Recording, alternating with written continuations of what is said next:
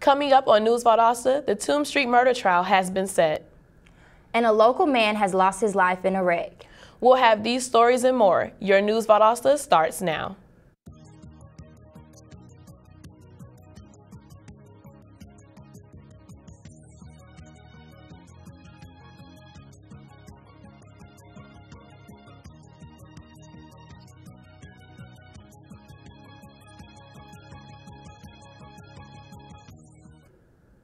Welcome to News Valdosta. I'm Tierra Francois. And I'm Cara Smith. The trial for the 2016 murder of Jalen Jackson on North Tomb Street has finally been set. The trial started this morning. Austin Steffens is scheduled to go before Southern Circuit Judge Brian McDaniels in the 5C courtroom of the Lowndes County Administrative Building. According to the Southern District Attorney's Office, there will be no plea agreement, and the trial will begin with a jury selection and will, more than likely, continue throughout the week. Last Thursday morning, a 65-year-old local man died from his injuries from a car crash. Thomas Eason was the passenger in a Ford Ranger involved in the Brooks County crash. He and the driver, Marjorie Petty, were trapped and eventually freed from their vehicle. According to the Georgia State Patrol, Eason was flown to Tallahassee, Florida Memorial Hospital with critical injuries. The wreck happened on Georgia 333 on the intersection of North Webster Street. With the second to last week of the 2018 Georgia legislative session coming to an end, many bills have been passed on the House floor. One of the bills in question was Senate Bill 331, which would, if requested, protect the identity of Georgia lottery winners who have won $250,000 or more under the Senate Bill 337. The State Workforce Development Board will now be a part of the technical college system of Georgia. Governor Nathan Deal has added $26 million to the budget to extend runways at 11 airports throughout the state. This is only a beginning of a statewide improvement initiative. Additional tax credits are now in effect for donations to rural hospitals and have adopted new mandatory training for local hospital officials. Lawmakers also established a grant program that will cover malpractice costs for doctors working underserved areas in the state. Georgia school districts will be fully funded for the first time in over 15 years. This funding comes from a new state spending plan that has been boosted by higher than expected revenue projections. Under this new plan, Lowndes County will receive $1 million and Valdosta schools will receive more than $700,000. According to Governor Deal, the revenue projection is about $195 million higher than initially expected. On Saturday, a Lake Park man was arrested after an incident involving the local police. The deputies were dispatched to the 4500 block of Old Highway US 41 at 6:48 p.m. There were reports of a man fighting with a law enforcement officer. According to the Lowndes County Sheriff's Office report, the man was angry and belligerent. He was threatening to kill people. The man in question, Trevor Scott Caldero, has been charged with felony obstruction of an officer and terroristic threats and other counts. A local man has a less than pleasant run-in with Valdosta Police Department, according to their local crime report. On Wednesday, there was a traffic stop at 2:29 a.m. on the 900th block of South Fry Street, which resulted in an arrest. Torres Smith has been charged with driving under the influence of alcohol, equipment violations, and other offenses that include probation violations. When we come back, we'll have a look at why an American ballerina has made her way down to Valdosta. So don't go away.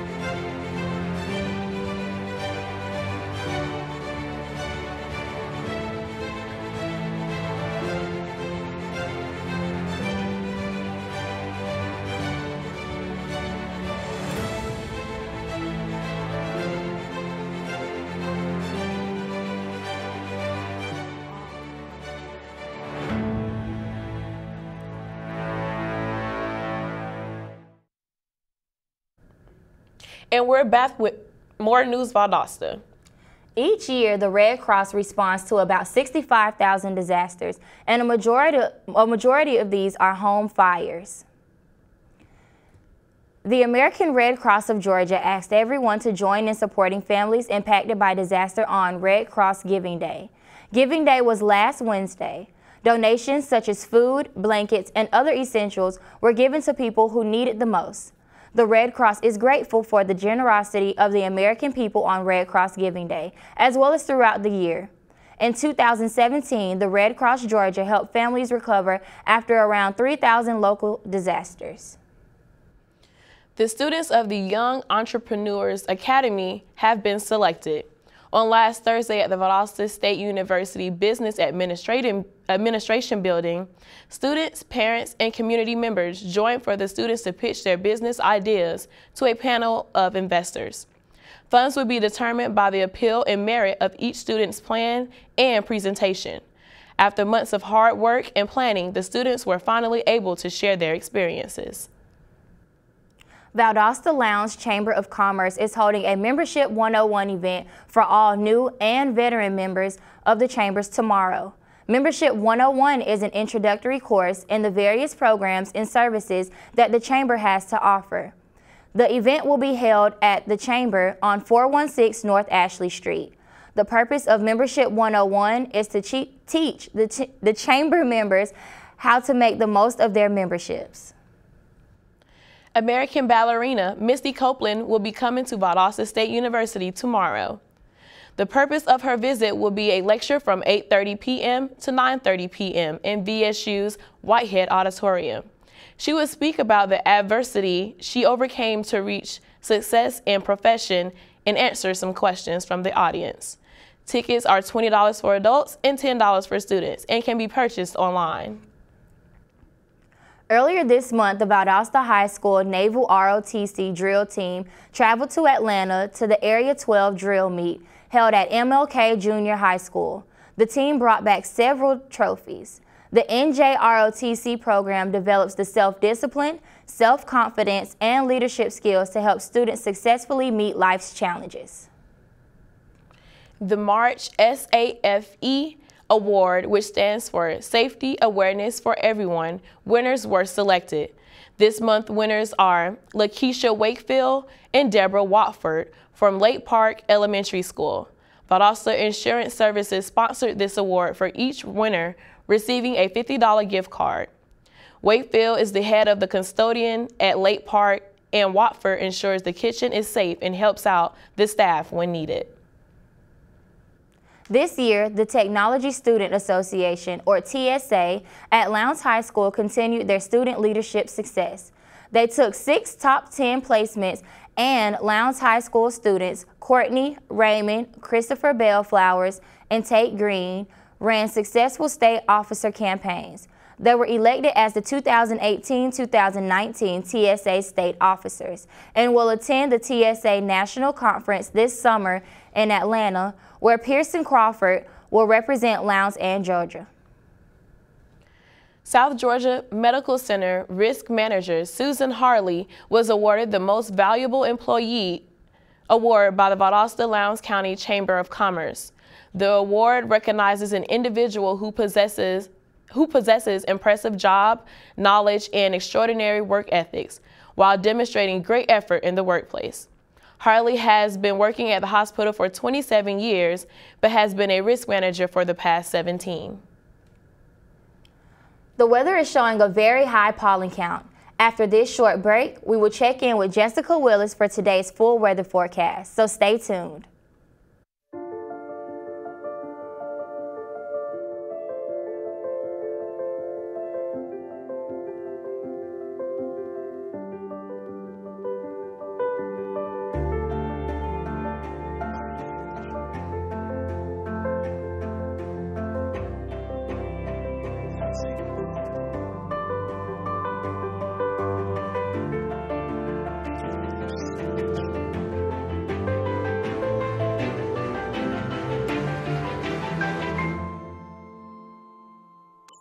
Someone is having a stroke.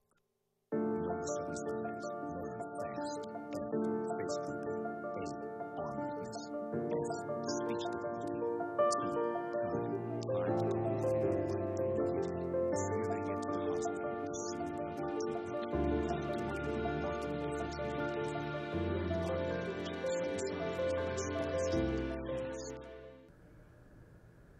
Welcome back to News Valdosta. Now for a look at today's weather. The weather for this afternoon looks fairly sunny with a high of 82 degrees. Today we can expect clear skies throughout the day and night. The temperature will slowly decrease leading into the night with a low temperature of 64 degrees. We'll get some cooler weather tonight as temperatures drop to the low 60s with a slight 5% chance of rain. Humidity will increase throughout the day and reach up to 88%. For tomorrow, we have another sunny day with a high of 83 degrees and a 0% chance of rain throughout the day, with clear and sunny skies all day. Today's UV index is pretty high with a 9.6 on an 11-point scale tomorrow. It will increase just a tad bit to 10. Today we have a high pollen count with a 10.7 on a 12-point scale. Today's top allergens are oak, birch, and sweet gum. Tomorrow is expected to be a little worse, so if you're easily affected, please take precautions as the pollen count will be at an 11. When we return, we'll have a look at Blazers baseball team and their losing streak, so don't go away.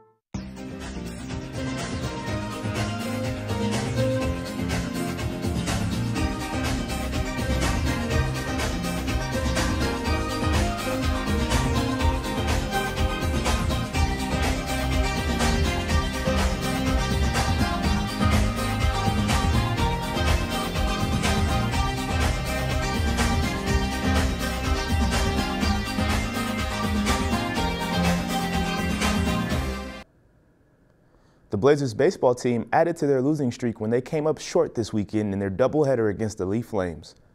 The defense could not hold off the strong offensive play from the Flames during both games. This puts their overall record at 12-20 and their conference record at 6-12. The boys hope to bounce back on a trip to Flagler tomorrow at 5 p.m. The Lady Blazers brought out the brooms and swept Lee County this weekend in a softball doubleheader at Steele's Diamond. After having defeated the Flames in a matchup earlier in the week, the ladies completed the series with 2 wins on Saturday. After pulling out a 3-1 victory in the final game, they improved to 29-8 overall and 15-6 in conference play. Valdosta State's men's tennis team was in full swing this past weekend. The Blazers defeated Mississippi College by a score of 5-0, and after a strong performance against their Gulf Conference foe, Valdosta now sits at 9-3 overall while remaining at the top of the conference at 6-1. After a disappointing end to an otherwise successful season, VSU coach Helfer and the men's basketball team are looking to improve. When asked what he felt the biggest problem they faced were, Helfer thought the team needed to get a little bit bigger and more athletic inside. He cited their struggles against larger teams like West Florida, Delta State, and Eckerd. The Blazers also have to replace what size they already had with senior forwards KJ James and Jimmy Codette departing from the team. Valdosta High's annual golf tournament is set to tee off. The golf teams at Valdosta High are preparing to host their annual Bear Invitational Golf Tournament. The tournament will be played over the course of a day. Both the boys and girls teams will be present at the event and competing against some of the best golf teams in South Georgia. The Invitational will take place in Warner Robins next Monday on April 9th. In preparation for their respective regional tournaments, the Valdosta and Lowndes High tennis teams met at Mackey Park in non-region play. After winning 4-1 in the boys' games, the Vikings also went on to win 5-0 over Valdosta's girls.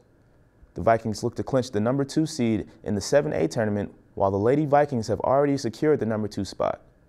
Despite the losses, the Wildcats are still in prime position to host the first round of the 6A playoffs while holding the number 2 seed in their respective region. That's all for today's sports. When we return, Tierra Francois will fill us in on the Martin Luther King Jr. Commemorative Association's latest project. Stay tuned.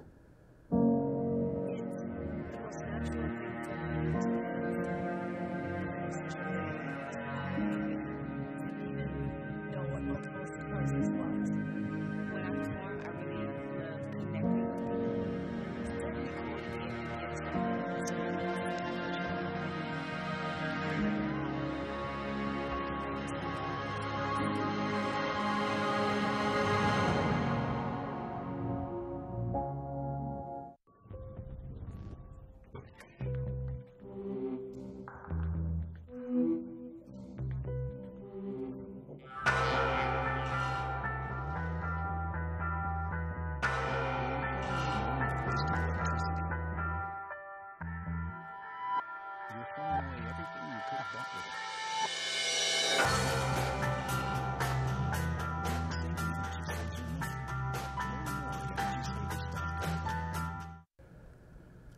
And we're back with News Valdosta.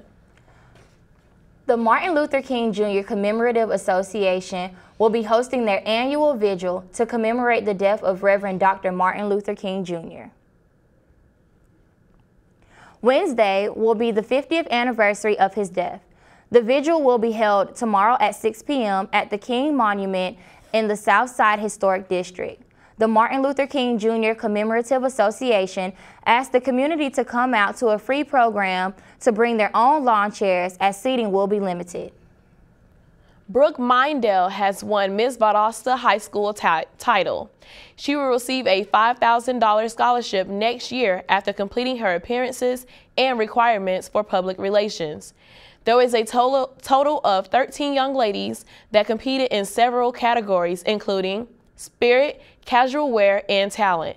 The first runner-up was Sarah Creamer, and the second runner-up was Kenyatta Williams.